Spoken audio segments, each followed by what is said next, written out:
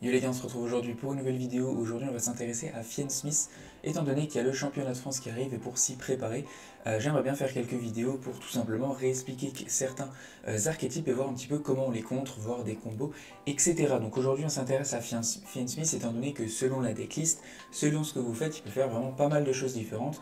Donc le principe, ça va être juste d'essayer de voir un petit peu, de comprendre où est-ce qu'on va mettre d'entrap, pourquoi est-ce qu'on va mettre celle-ci, etc. Donc on est parti pour cette analyse. Pour commencer au niveau de Fiennes Smith, voilà toutes les cartes qu'on va jouer, donc sauf Regenesis, c'est vraiment pour un exemple. Donc on a Engraver juste ici qui va permettre d'aller chercher notre Fiennes Smith Tract. Au niveau du ratio, ça dépend, on est sur 2 ou 3 selon les decklists. On va avoir ensuite Tract qui nous permet d'aller chercher un monstre lumière et démon depuis le deck à la main. Et on va nous permettre d'aller chercher, quand on joue cette carte-là, notre Fabled Luri. Luri, on va le chercher, on le défausse directement et Luri s'invoque spécialement sur le terrain. Derrière, ça nous donne accès à notre Requiem qui vient de l'extra deck. Requiem active son effet et nous permet d'invoquer spécialement un Fiennes Smith du deck. Quand on joue notre Lacrima, c'est Lacrima qu'on invoque. Lacrima active son effet et nous permet d'envoyer notre Fiennes Smith Engraver au cimetière. Ensuite, au niveau des cartes qu'on va voir dans certains decks ou non, au niveau de Fiennes Smith Tract, si elle est dans le deck, on va avoir un Luri obligatoirement dans le deck. Mais il y a des decklists où on va vraiment réduire du Fiennes Smith, où on va pas forcément voir ces cartes-là. C'est plutôt rare, mais ça arrive. Au niveau pareil de la carte piège de Fiennes Smith in Paradise, il y a des decklists où on ne va pas forcément l'avoir. Extra deck, on a Moon qui est là dans les decks. Tout simplement, quand on a deux monstres qui s'invoquent sur le terrain, on peut ensuite passer par Moon. Moon, elle est bien lumière et démon, et elle va nous permettre de passer par Requiem, et ensuite avoir le même combo que si on avait touché une carte de l'archétype dans le main deck. Ensuite, on a bien notre Sequence qui nous permet de faire la fusion en utilisant les matériaux depuis le cimetière qui est dans toutes les decklists, notre Fiennes Smith Agnum Day, la Link 3 qui n'est pas forcément dans toutes les decklists, mais qui permet d'avoir tout simplement un Désiré qui est plus fort. Au niveau de notre Sequence, dans le cas principal où on joue nos Fiennes Smith, il nous permet d'avoir accès à un monstre fusion qui est Désiré, donc on envoie 3 matériaux depuis notre cimetière directement dans notre deck ou notre extra deck, et Désiré, ensuite on va l'équiper avec notre Link 2, et Désiré va ensuite avoir 2 negates de cartes face recto sur le terrain, mais au même timing.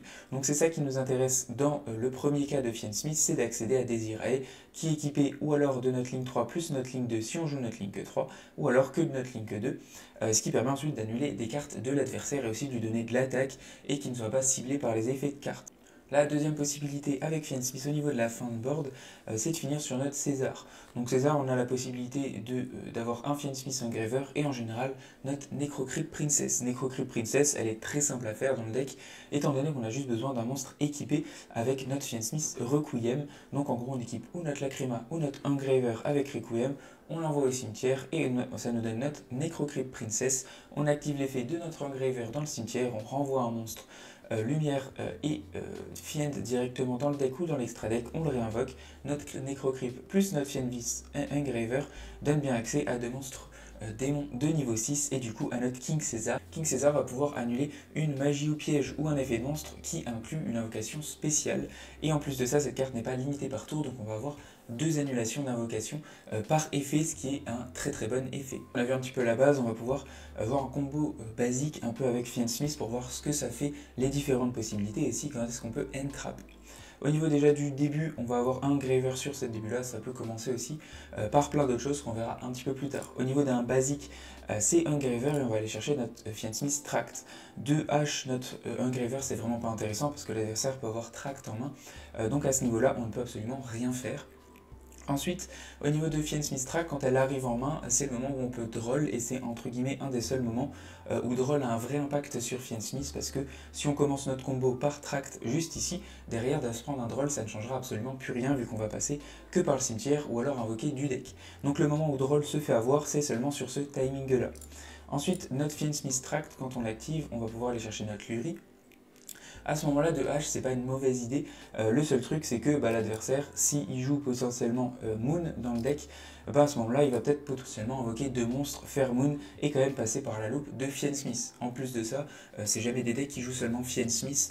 Donc de H, une Fiennes Smith Tract, ça dépend vraiment votre deck, ça dépend vos sensibilités, etc. C'est pas une mauvaise idée de H cette carte-là, mais c'est pas non plus un truc qui va être super impactant selon le deck et selon ce que l'adversaire a en main.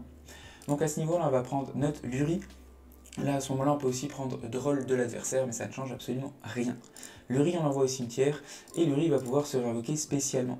À ce moment-là, pareil, quand Tract est activé, l'adversaire, on sait qu'il va aller chercher Luri et le défausser, et Luri va activer son effet. En chaîne à ça, vous pouvez activer votre Mulcharmy Mauls qui va dire que quand l'adversaire va invoquer spécialement depuis son cimetière ou la zone bannie, vous allez piocher une carte. C'est une carte qui est extrêmement chère, je pense qu'elle a 70-80 € actuellement, mais elle est très jouée compétitivement parlant, et elle fait partie des grosses decklists de top dans les derniers événements. Donc cette carte-là est très intéressante pour le coup contre Fiend Smith, et c'est à ce moment-là qu'on va l'activer, étant donné qu'on va déjà piocher une carte à ce moment-là, et que derrière notre Engraver va se réinvoquer du cimetière, et vous allez voir dans le combo, on va pas mal invoquer du cimetière, ce qui va faire énormément piocher l'adversaire, et nous faire réfléchir à deux fois à est-ce qu'on fait notre combo full ou est-ce qu'on va s'arrêter un petit peu avant pour éviter que l'adversaire ait trop de ressources.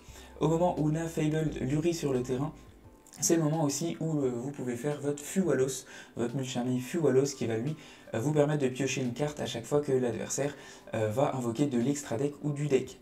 Donc là en soi on va devoir invoquer de l'extra deck, peu importe le combo qu'on fait, notre Requiem ce qui fait 1, derrière on va faire notre Sequence ça fait 2 ou notre Necrocrypt et notre King Caesar ça fait 3 ou notre Desirae ça fait 3.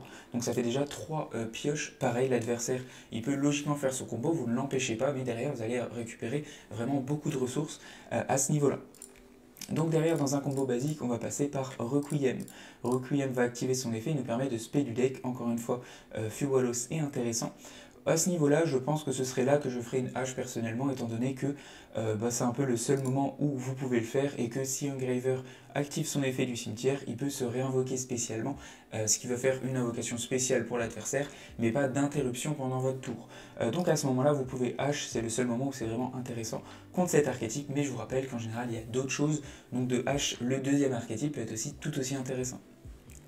Derrière ça, je vais pouvoir invoquer ma Lacrima. Lacrima va activer son effet, ce qui me permet d'envoyer au cimetière mon Engraver.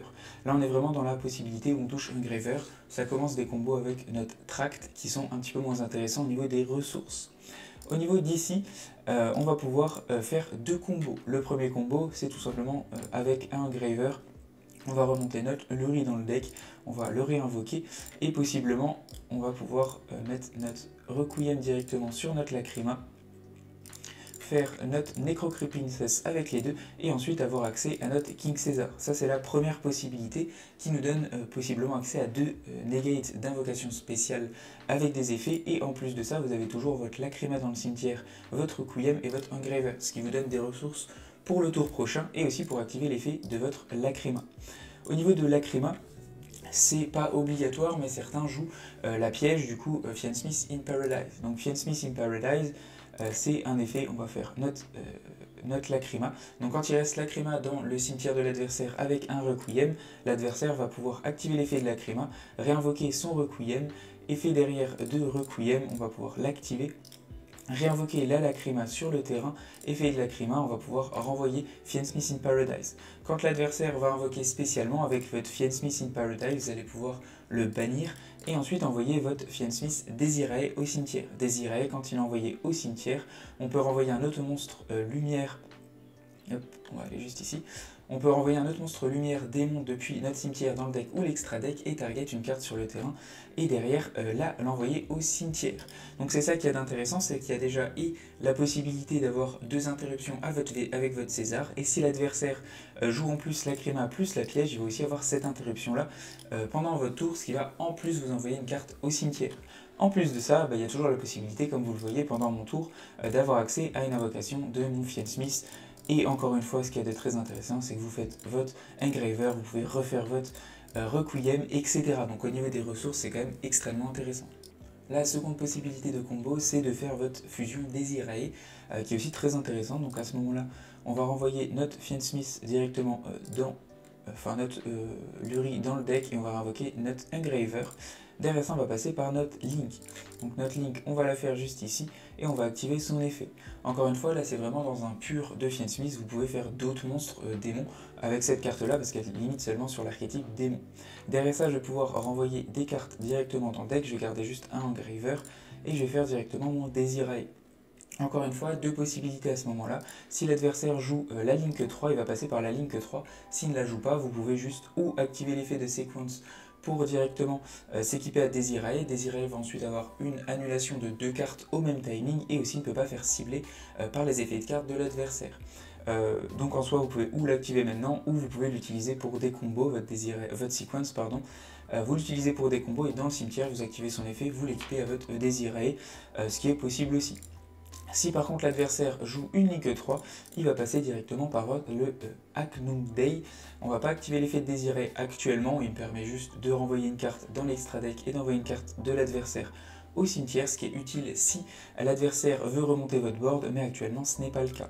Derrière ça, l'effet de notre Link 3 va permettre de réinvoquer Desirae sur le terrain, comme ceci. On va l'équiper avec notre Link 3 et aussi on va pouvoir l'équiper avec notre Link 2, ce qui va permettre et que l'adversaire ne puisse pas se faire cibler par les effets de cartes, et en plus ça lui donne 5800 d'attaque, donc pour le passer ça reste un peu plus compliqué. Seul désavantage de ce combo là, c'est que l'adversaire aura un petit peu moins de ressources dans le cimetière. Notez que comme je disais, il y a aussi la possibilité d'accéder à Fiennes Smith sans avoir de carte Fiennes Smith. À ce moment là l'adversaire a juste besoin d'avoir 2 monstres sur le terrain, de passer par Moon juste ici. Et ensuite, Moon elle est bien lumière et démon, donc ça donne derrière accès à Requiem. Requiem donne accès à Lacrima, et Lacrima donne accès encore une fois à Engraver directement dans le cimetière. Et ensuite, c'est encore une fois la même possibilité que tout à l'heure, vous pouvez ou faire le combo et accéder à King Caesar et il va annuler vos effets d'invocation spéciale, ou alors il va passer par toutes ces links et finir par Desirae, ou alors équipé par les 2 links, ou alors équipé seulement par juste ici Sequence. Maintenant qu'on a vu tout ça, on va pouvoir voir les cartes qui vont impacter et bloquer potentiellement le Fiennes Smith adverse. Donc déjà, je vous disais, il y a Meols qui va permettre de piocher à chaque fois qu'il envoie, qu'il réinvoque du cimetière ou de la zone bannie, ce qui est extrêmement intéressant mais extrêmement cher. Donc dans un deck budget, on ne va pas forcément y faire attention. Dans un deck compétitif à 100%, c'est cette carte-là que je vous conseille à 100%.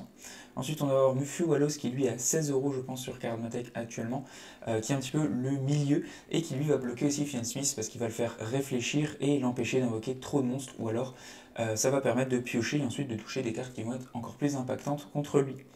Ensuite, on a Dimensional Shifter qui peut être utile en tant qu'une trappe, mais le problème c'est qu'elle est que à 1 et qu'elle va aussi vous bloquer vous, donc c'est une carte que je conseille pas forcément, malgré que clairement ça va complètement empêcher Fiennes Smith de jouer. Ensuite, au niveau des end traps, on en a plusieurs. On va avoir Ghost Bell qui n'est pas la plus impactante, mais niveau budget ça reste super intéressant de la jouer. Étant donné que quand un Graver active son effet, ou quand un monstre comme votre Luri va activer son effet dans le cimetière, Ghost Bell va bloquer l'invocation et permettre logiquement de stopper le deck. En plus de ça, il y a H juste ici. H est quand même super intéressante dans le cas où vous le faites sur Requiem, malgré que H est tellement intéressante contre tout et n'importe quoi, qu'en général je le caserai plus sur l'autre archétype personnellement, tout dépend un petit peu de la main adverse, etc.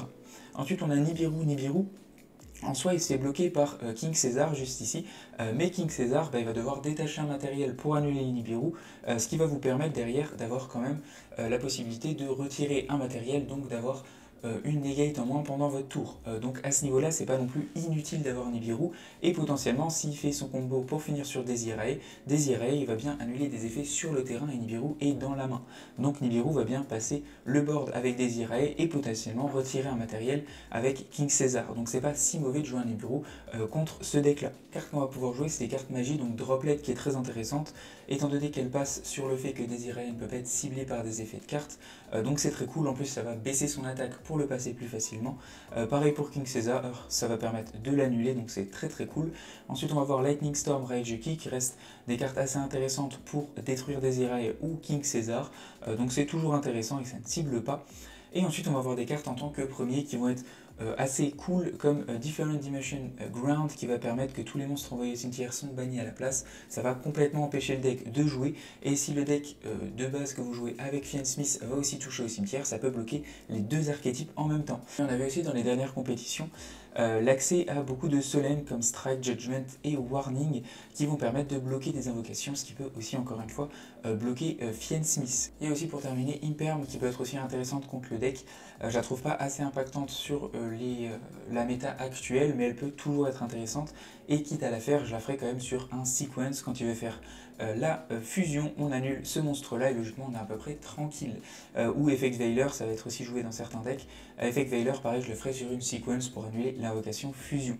Si il arrive sur sa fin de board, va falloir que vous ayez des cartes pour tout simplement passer un Desirae et un King César, et potentiellement bien faire attention s'il y a une Lacrima dans le cimetière plus la Link 1 à la possibilité d'avoir Fiend Smith in Paradise et qu'ensuite il vous retire encore une carte du terrain en envoyant son Desirae et Desirae au cimetière. Toutes ces cartes là sont très intéressantes, je vous invite à regarder par rapport à votre deck, par rapport aussi au budget que vous voulez mettre, mais une Ghost Belle reste assez intéressante contre un Fiend Smith. Encore une fois, ça reste qu'une engine, donc c'est quelque chose que vous allez devoir arrêter pour éviter de vous prendre une interrupt dans la figure. Si vous ne pouvez pas, ne le faites pas, et aussi selon le deck qui est à côté, des fois c'est vraiment beaucoup plus intéressant de stopper le deck d'à côté plutôt que Fiend Smith, étant donné que ça arrive à une interruption. Il y a des decks qui arrivent à 12 interruptions, donc clairement faites bien attention à où le bloquer et aussi contre quoi vous jouez. Donc merci en tout cas d'avoir regardé, n'hésitez pas à me donner votre avis ou si vous voulez que je rajoute des choses pour la prochaine. Ciao ciao, à plus et abonnez-vous.